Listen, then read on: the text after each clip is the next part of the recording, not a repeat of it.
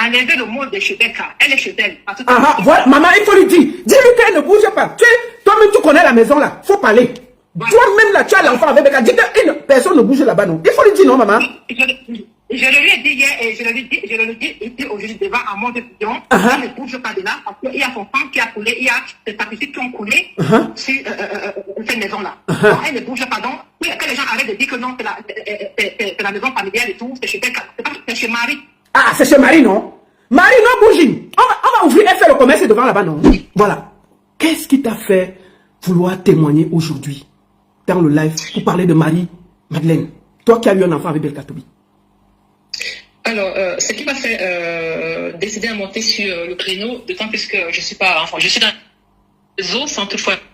Oui, je disais, comme tout le monde, je me suis réveillée dimanche matin, j'ai vu une vidéo virale sur Facebook qu'on m'a envoyé. Enfin, on m'a envoyé la vidéo parce que pour les personnes qui connaissent mon histoire, je me suis réveillée et tout, j'étais saturée sur mon WhatsApp avec ces vidéos-là. Donc, quand j'ouvre la vidéo, je reconnais de suite Marie et Becca. J'étais tellement choquée, et là, franchement, je commence à couler des larmes. Je me suis dit, oula, ça, c'est pas bon du tout. Pourquoi? Parce que, enfin, c'est pas Marie qui devait être jetée comme ça en pâture. Et suite à cela, je me suis assise, je parlais à moi-même, je me suis dit, bon voilà, écoute, il est bien que tu mènes ta petite vie tranquille depuis des années, tu es très discret sur ta vie, tu n'as jamais voulu que tu sois associé de près ou de loin avec cette personne, malgré que vous avez un enfant en commun.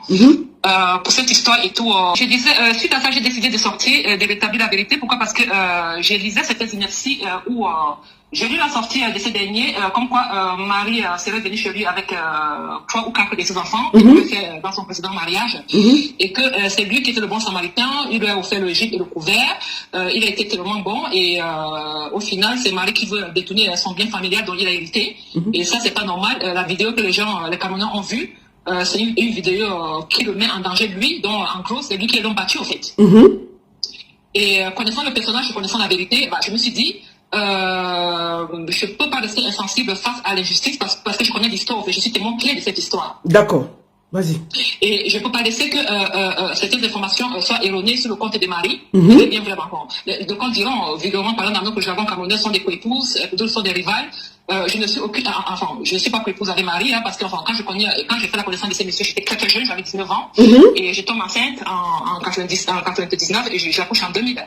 Et si vous voulez, à cette période-là, il naviguait entre Marie et moi. Donc, que ce soit Marie, que ce soit moi, on n'était pas au courant des existences de l'une ou de l'autre. Donc, ça veut dire que Belka sortait avec toi et avec Marie au même moment?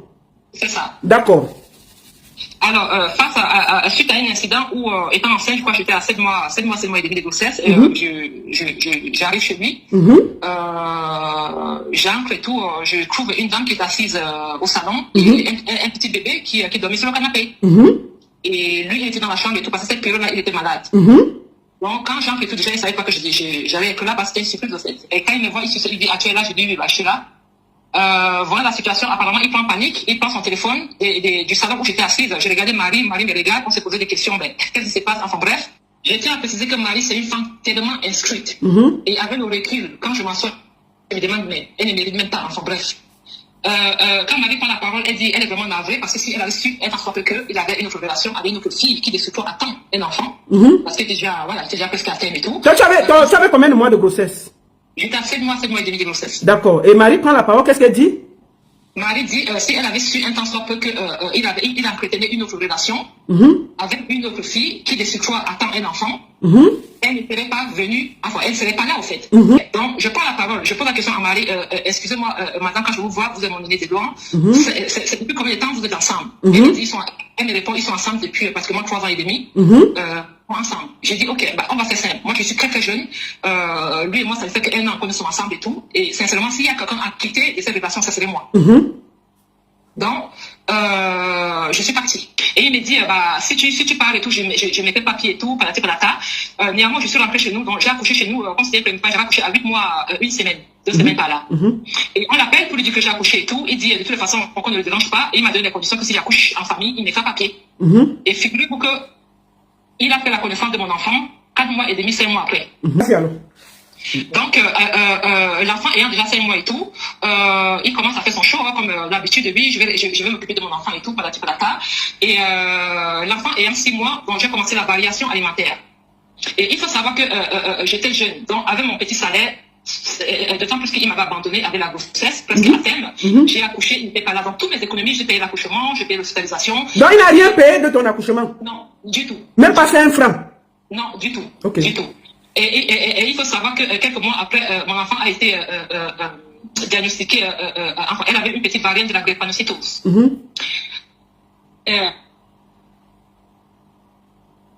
Plus vraiment assez de moyens. Pourquoi? Parce que j'habitais à côté, j'allais travailler à Aqua, donc je ne pouvais plus financièrement assurer et l'enfant et les transports et tout. Donc je l'appelle, je le sollicite, j'ai dit écoute, l'enfant a commencé déjà la variation alimentaire, ça serait bien quand même que tu me donnes un budget pour que je puisse commencer à acheter, à manger à l'enfant.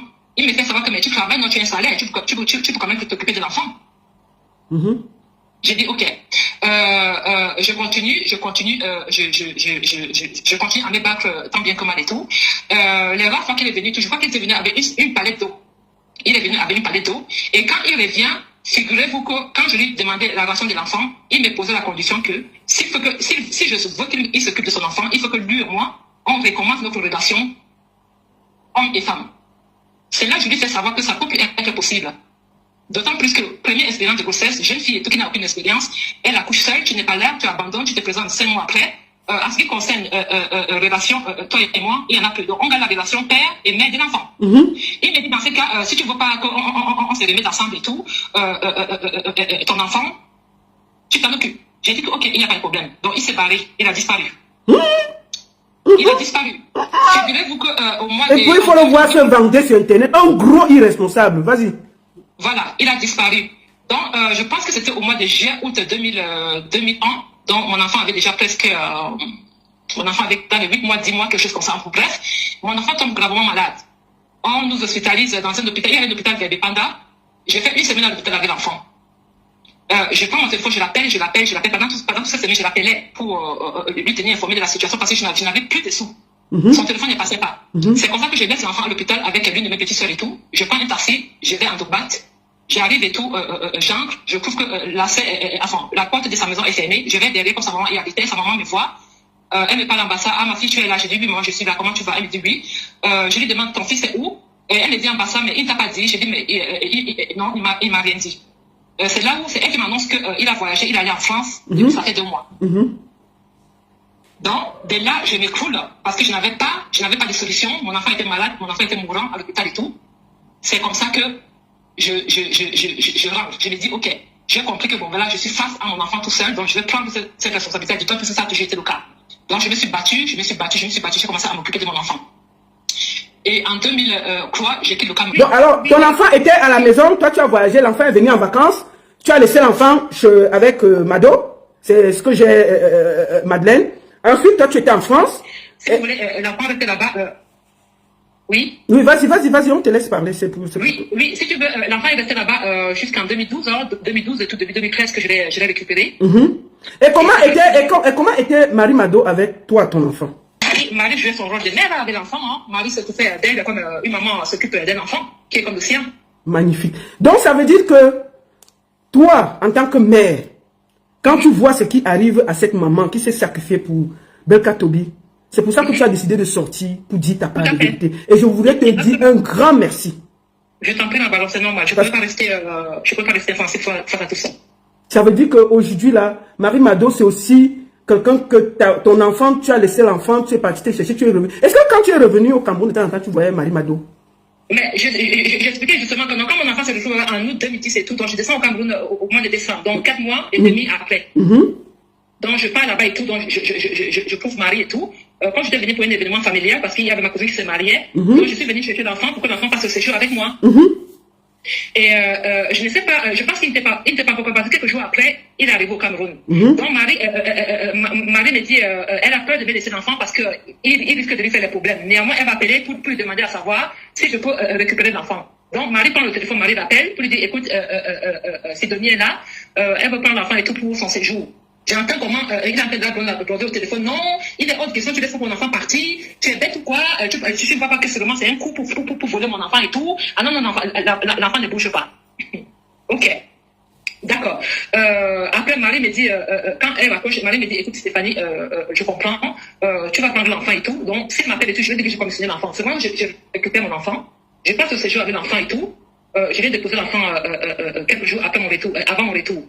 Et en 2011, encore quelques mois après, je retourne au Cameroun.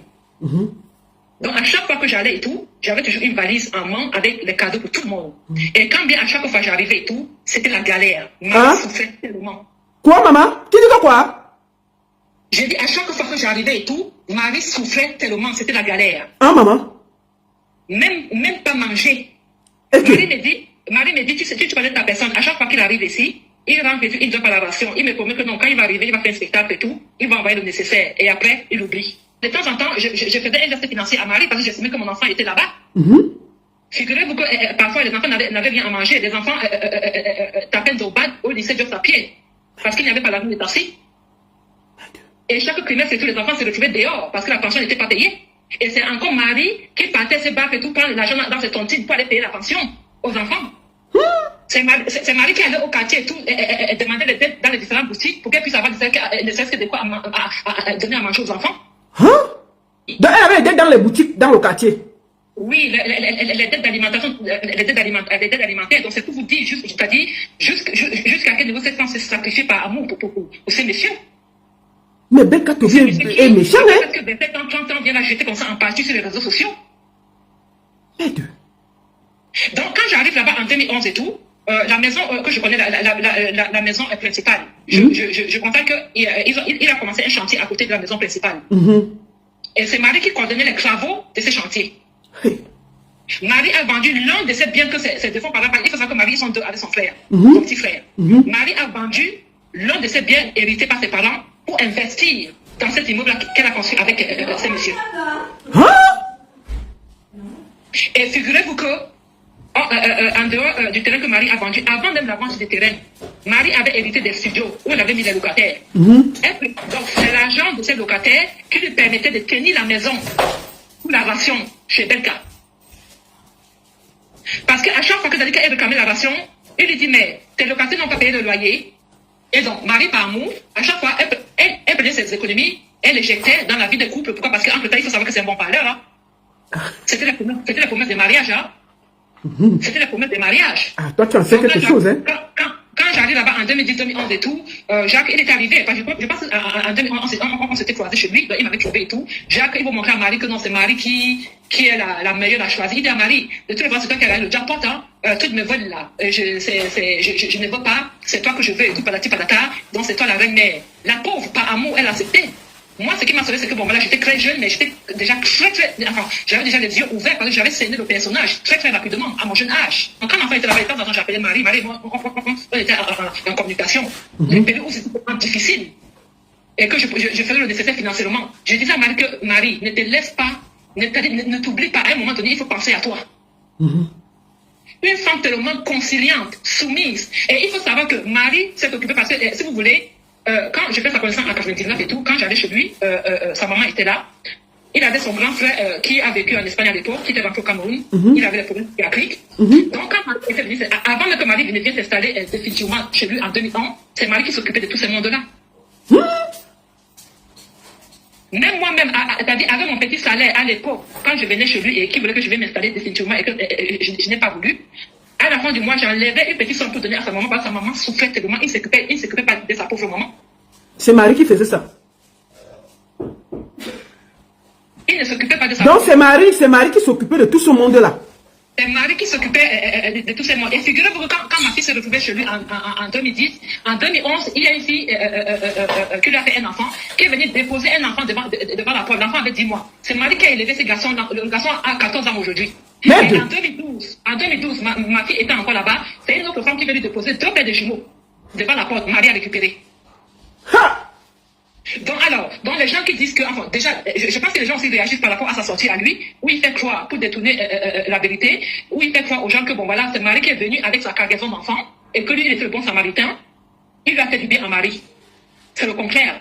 C'est Marie qui a élevé tous ses enfants. C'est Marie, c'est-à-dire, qui a pris en charge sa défunte maman. Donc lui, il n'avait rien. Et je veux dire, c'est quelqu'un qui est tellement égoïste, qui ne pense qu'à lui, hein. Je n'ai pas pour habitude de s'habiter des gens, c'est pas dans mes habitudes. Je suis ici aujourd'hui, je suis tenue de dire la vérité. Merci ma soeur. Que le Seigneur te bénisse. Au moins, tu as été reconnaissante que Marie a pris soin de ton enfant. Je te remercie. C'est trop grand ce que tu viens de faire. Une autre femme aurait dit, ça ne me regarde pas.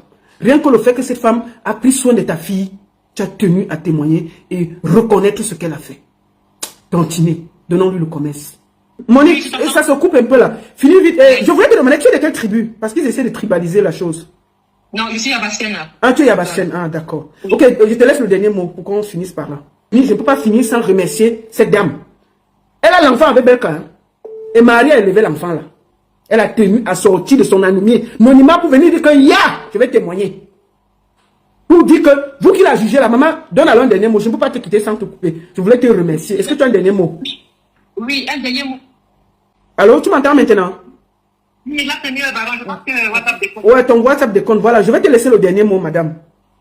Oui, je disais vraiment, je tenais à vous dire extrêmement merci parce qu'hier encore, je parlais avec Marie. Je disais à Marie, tu sais, Marie, Dieu permet souvent certaines humiliations pour t'élever. Moi, je pense que ton heure de gloire a sonné là.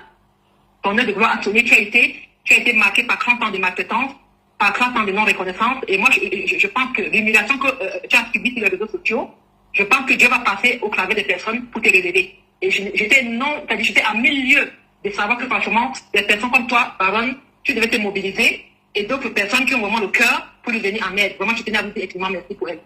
Merci à toi, maman. Merci à toi. Parce qu'elle mérite d'être soutenue. Et je vais terminer parce que tout à l'heure, je me suis connectée dans ton live où tu disais qu'elle va faire le commerce devant chez Belka. C'est chez Marie. Elle va faire le commerce devant chez elle. En Dorba, c'est tout. Celui qui n'est pas content, laisse.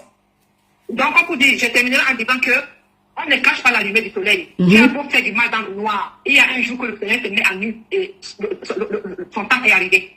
Je pense qu'il va sortir ton live, il va écouter ma voix, il va se souvenir de moi. Je lui avais dit quand j'étais jeune que tout le mal que tu as en train de faire, tu vas payer. Et très très cher. Merci beaucoup, maman. En tout cas... Parce qu'on ne peut pas être autant méchant, on ne peut pas être autant insensible. Un homme ne peut pas être, c'est-à-dire il est seulement d'un égoïsme tout pour lui, bien pour les autres. Et quand j'entends où il fait le reportage, il a mis une chaîne de télévision chez lui, vraiment, j'étais couverte de honte. Couverte de honte. Allez montrer le micro-ondes, montrer le congélateur et le frigo. Dis comment il est le chef de famille. Quand un homme s'autoproclame